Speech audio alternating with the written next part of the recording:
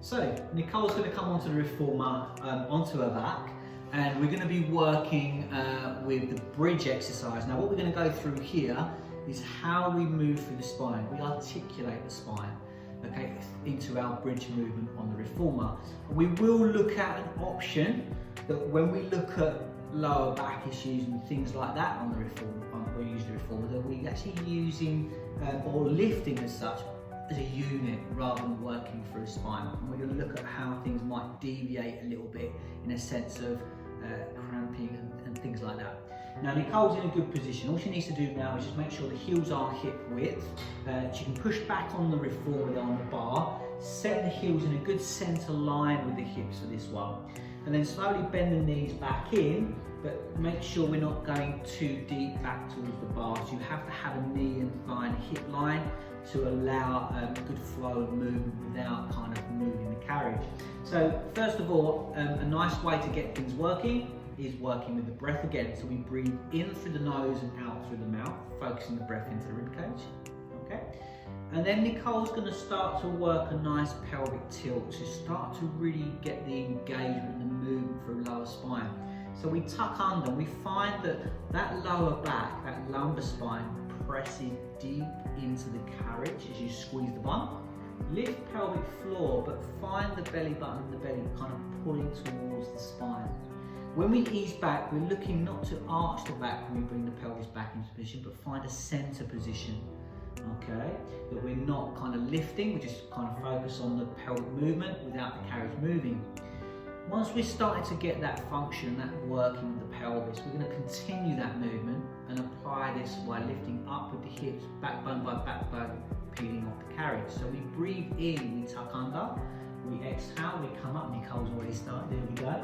And we've got the hips lifting, we're squeezing and keeping the knee line. Now once we're at the top, we breathe in, we need to make sure we scoop in with the belly button. Exhale, we bring ribs down, keep the pelvis working through, so you can find a nice element of each backbone working along the carriage. Now a nice way to relax with this one is just to kind of maybe close the eyes a little bit. Focus on a nice kind of element of each backbone skimming along your carriage, like as if it's like a skimming stone and you're making a ripple along that carriage each time that backbone, each one comes down along there. And again, when you peel off and you're coming up. Now, things we might find here, and I'll get Nicole just to do one more, is we might find that the knees may flare outwards as you start to work up, and all it will take is maybe just the use of a bit of equipment like a green ball. Also, the knees might buckle inwards, especially when you come down. So it might be a case you get a band or maybe even a magic circle to pop around those thighs, so the knees and the engagement into the bum muscles, the glute muscles, can keep connected with your core muscle groups.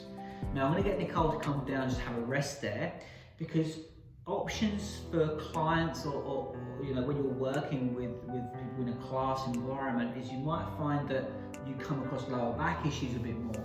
So we have to look at what we speak about in regards to stability a little bit more and getting the core muscles working to lift.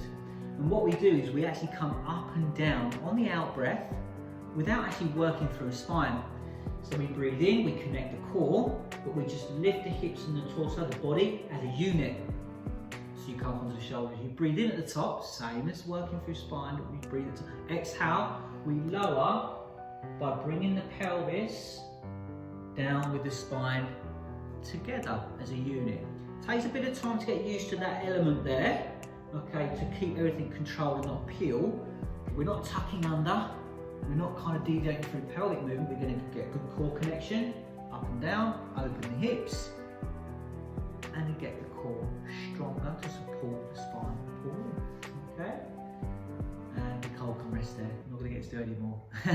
Alright, so there's things you can use and guide you with clients that you see things happening in class, or even on a one-on-one scenario. But great work, Nicole.